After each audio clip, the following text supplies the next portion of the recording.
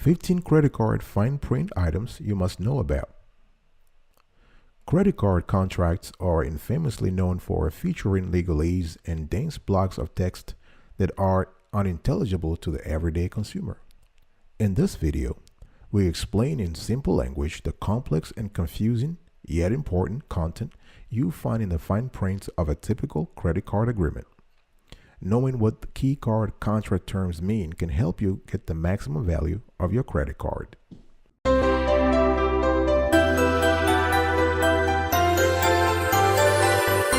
Welcome back, folks, to another edition of Sweetie Kiwi. I'm very happy to have you today. Today, I want to talk to you about an important element, an important item, 15 credit card fine print items you must know about. But before I get into the nitty-gritty, I hope you are doing fantastic. I'm doing fantastic also. And if you're doing as marvelous as I am, go grab a cup of coffee or tea or laptop and let's roll. Item number one, subsequent rate increases. Now, credit card companies can hike rates whenever they want. A lot of people don't know that, but they can increase rates whenever they feel like it. You know, all the leverage that you have on interest rate charges lie in the card issuer. For example, an issuer can increase rates when a credit card promotional rate ends, when there is a variable rate language in the contract, or when the card owner makes a late payment. So you want to really pay attention to that when you read the legalese in the fine prints. Double penalties for late payments. Now, you may not realize it as a cardholder, but the language in card contract means that late payments can impact you in two ways. Once in the form of a late payment fee, and again in the form of an interest rate hike. So know that you want to know that before you procrastinate on a card payment. Number three, huge fees on cash advances. Now, everybody sort of knows about that you should never use the credit card to get cash out of the bank, out of the ATM machine, unless you're really squeezed short of cash. Now, the language in card contracts include ATM cash advance fees. Usually, cash advance interest rates are much higher than they are for regular card purchases. Everybody knows that, right? So, my credit card, for instance, I have a cash advance interest rate that is 25%. I mean, that already discourages me from even using the card in the first place. Not that I'm using the card for anything else for withdrawing money, but the interest rates for cash advances is usually over 20%. So you want to watch out for extra cash out advance fees too. Number four, data sharing with affiliates. Now, a card company has generally a privacy policy item in card contracts that stipulates that the company can share your personal data with affiliates or companies where they share formal business agreements on a contractual basis. Now, the credit card companies may not name the affiliates directly, but if you check under affiliates in your contract, you might find out that there is an affiliate provision in the contract.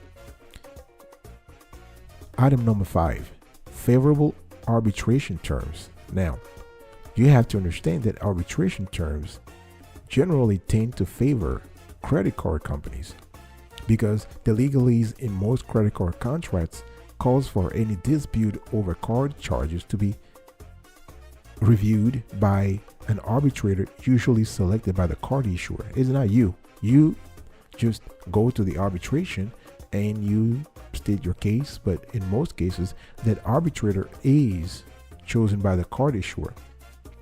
You can always get relief by asking your card provider for the correct documents that allow you to opt out of arbitration mandates. But who thinks about that, right?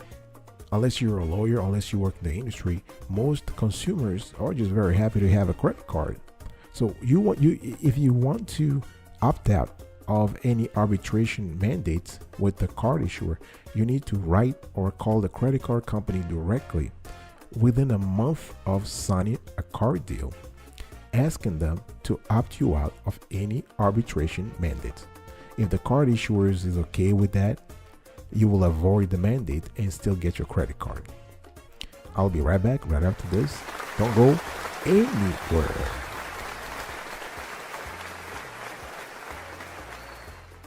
Welcome back, folks, to another edition of Sweetie Kiwi. We're still having a conversation today about the credit card fine prints you must know about.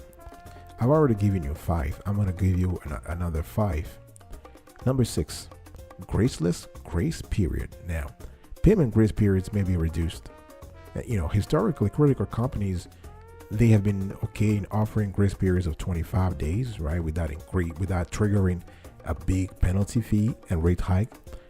The thing is, in the last 5 to 10 years after the 2008 financial crisis that saw a lot of credit card issuers file for bankruptcy, the grace periods are tightening. Some credit card providers even have cut them to 21 days or so. I know a credit card company, I won't name them, but they have reduced the grace periods to 15 days, 2 weeks, right? So by definition, remember, a credit card grace period is the timetable between the end of the monthly credit card billing cycle and the credit card payment due date for that payment cycle. So you want to pay the full amount owed by the due date, and you will steer clear of very high interest charges. Item number 7, missing payments. You have to understand that if you miss a payment, this can halt low or no interest rate card offers or balance transfers for that matter, right? So there may be a different language used concerning zero interest or low interest introductory offers. So you want to read the legalese thoroughly on what happens if you miss the payment. Usually that action triggers a hefty penalty rate, sometimes over 30 or 35%.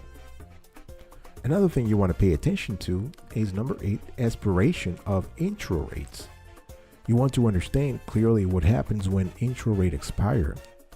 And another thing you want to pay attention to is what happens if you accept a 0% card offer but owe even $1 on the original balance when the 0% deal expires. What happens then? The contra language often states that your card company can boost your interest retroactively. The key word here is retroactive. Number 9, default terms. You really want to understand what default means, right? Now, credit card contracts will include a section on card default, such as when you're overdue on payments, what they can do to you.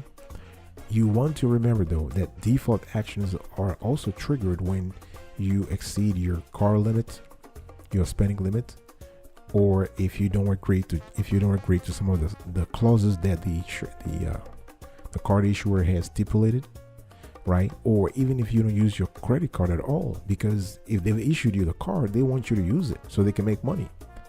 So this is important. A card provider can cancel your card for a variety of reasons, and you as a cardholder or a potential cardholder should know that. Item number 10, data sharing opt-out. You can opt out of data sharing. I spoke earlier about the affiliates that the card issuer can sell your data, your personal data, to affiliates. So make sure that you contact the company so you know that as a credit card customer, you have the right to opt out of any data sharing. If you don't notice the opt-out language in your contract, make sure to ask your credit card provider about it. All right, I'll be right back right after this, and I'll give you the last 5 credit card fine print items you must know about. Don't go anywhere. Welcome back, folks, to another edition of Sweetie Kiwi. We're still having a wonderful conversation here around the credit card fine print items you must know about. If you love the clarity and the quality of the content so far, please subscribe to our channel and turn on the notification bell. Please share this content, comment below, like it, share as often as possible, because a lot of folks who have credit cards don't know these things, and they should know them, because if something happens, they get in trouble, they miss the payment, and the whole world crumbles, and they are being sued by the card issuer. A lot of those things can be preventable if people know about the strictures and the structures of credit card companies. Item number 11, credit card database. Now you can browse an expensive and massive credit card database. Now, to get better educated on credit card contracts and what they really say, you need to reach out to something called an agency called the Bureau of Consumer Financial Protection, also known as the Consumer Financial Protection Bureau, or CPFB, and they have a database of credit card agreements by an issuer on its website. All right. Item number 12, the card contract reading. Now, remember though, before you apply, you can read your card contract before. You don't have to apply afterwards. You can do this beforehand. As a credit card consumers, you might think that you won't see the card contract early in the application process, and often just before you're supposed to sign off on the card. Remember that a card provider by law can give you a web link in the contract on the credit card application webpage. So you want to read that contract before you apply. Late fee payments. Item number 13. You need to understand your rights on late fee payments. A card company will include legalese in credit card contracts about late payment, late penalty fees, right? Now, one thing that is not visible, I would say, not visible to a prospective credit card consumer, is that you might think you will not see the card contract early in the application process, and therefore you wouldn't be able to see the late fee payments. But there is mandated language that states by law that a card company can only charge late fee and overbalance credit card limit fees of about $25 for a first offense and about $35 for a second offense within the next 6 months. So the fee amounts can differ with various card providers. So you want to know the contract rules and hold card companies accountable for any fee and penalty charges within those mandates. Number 14, sudden account closing clause. Did you know that you can actually close your account for no reason, but that the card company also can do so? They can close your account for no reason. Now, you have to understand that a card company usually will not close your account unless you're not making payments, right? But it is important to know that, they can close it. If a card company is having a problem, an internal problem, or their business model has changed, they can just send you a letter and say, listen, your account is revoked. Number 15, rate decrease. Now, you can get a rate decrease. You can actually decrease your rate, because in the credit card contract there is language that compels card providers to review your card account once every 6 months to potentially decrease your interest rate if you've paid your bills on time. So you want to hold your card provider accountable for that stipulation. It might come in handy, especially if you are financially struggling. All right, folks. So those were the 15 card fine print items you must know about. Let me give you a quick recap here. Number 1, subsequent rate increases. 2, double penalties for late payments. 3, huge fees on cash advances. 4, data sharing with affiliates. 5, favorable arbitration terms. 6, graceless grace periods. 7, missing payments. 8, expiration on intro rates. 9, default terms. 10, data sharing opt-out. 11, credit card database. 12, card contract reading. 13, late fee payments. 14, sudden account closing clause. And 15, rate decrease. I appreciate your attention today, folks. I really appreciate it. I will see you next time, but until then, remember, stay fantastic.